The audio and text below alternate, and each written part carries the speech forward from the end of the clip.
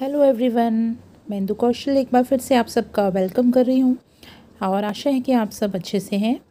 तो फ्रेंड्स, आज मैं एक छोटी सी स्टोरी लेकर आई हूँ आप सबके लिए।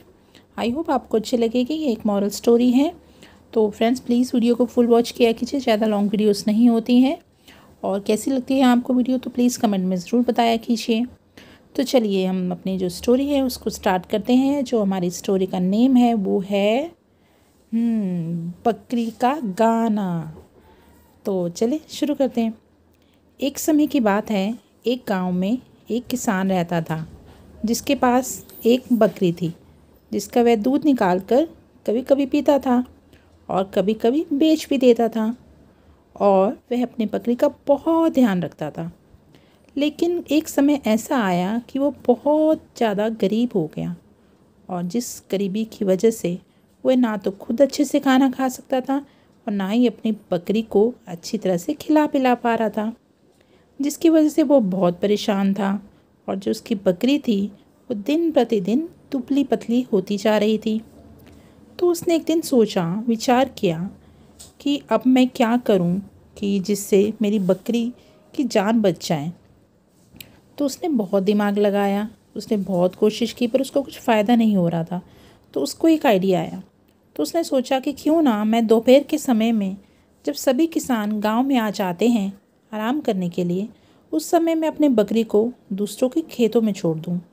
तो आराम से वो हरी घास भी खा लेगी और इसी साथ कुछ फसल भी खा लेगी, जिससे वो हट्टी कट्टी हो जाएगी। इस बात को सोचकर उसने यह काम अगले ही दिन करना शुरू कर दिया। अब बकरी प्रतिदिन दोपहर में जाती और खूब सारे हरे भरे फसल को खाकर घर को वापस चली आती थी। अब उसका रोज का यही काम हो गया था। तो एक दिन की बात है कि दोपहर का समय था और बकरी खाकर खूब मस्त हो रही थी। और उस दिन हल्की हल्की मध्यम हवा चल रही थी। गर्मी का दिन था, जिसकी वजह से बहुत ही उसको अच्छा लग रहा था। तो बकरी धीरे धीरे और ज़्यादा खुश हो गई और इतना अच्छा सुहाना मौसम में उसने सोचा, चलो कुछ गाना ही गा लिया जाए। तो इसलिए उसने वहीं पर खेतों के बीच पर मैं करके गाना गाने लगी। आपको पता है ना कैसे आवाज़ करती है, मैं। तो उस तरीके से वो जोर जोर से गाना गाने लग गई। और उसकी आवाज़ सुनकर आसपास के जो खेत थे, जिन लोगों के जो अपने घर में आराम कर रहे थे, उनको उनकी आवाज़ सुनाई दी। जब उसकी आवाज़ उनको सुनी तो वो दौड़े दौड़े चले आए और उन्होंने जो उसकी पिटाई की, बेचारी वो इतनी उसकी पिटाई की कि वो ठीक से चल भी नहीं पा रही थी। वो जल्दी जल्दी अपनी जान बचाकर भागकर अपने घर पहुंची। तो देखा हमने कैसे, अगर वो गाना नहीं गाती तो अच्छे से वो खा रही थी, लेकिन उसने क्या किया, बहुत ही ज़्यादा खुश हो गई। तो इस कहानी से हमें सबसे पहले तो ये शिक्षा मिलती है कि हमें बहुत अधिक खुश नहीं होना चाहिए, अपनी खुशी को कंट्रोल करना चाहिए। कहते हैं ना, हर फीलिंग्स को कंट्रोल करना चाहिए। लेकिन ज़्यादा खुश होने के बाद से उसने अपना आपा खो दिया। वो तो जानवर है, लेकिन हम सबको क्या आपा नहीं खोना चाहिए ना।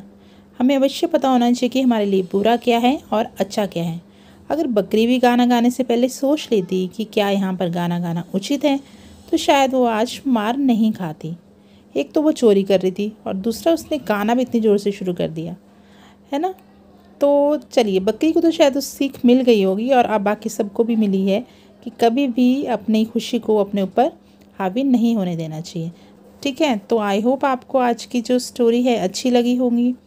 अच्छी लगी है तो प्लीज़ लाइक कीजिएगा और ऐसे ही मेरे चैनल पर आते रहिएगा। Thank you so much for watching my video friends.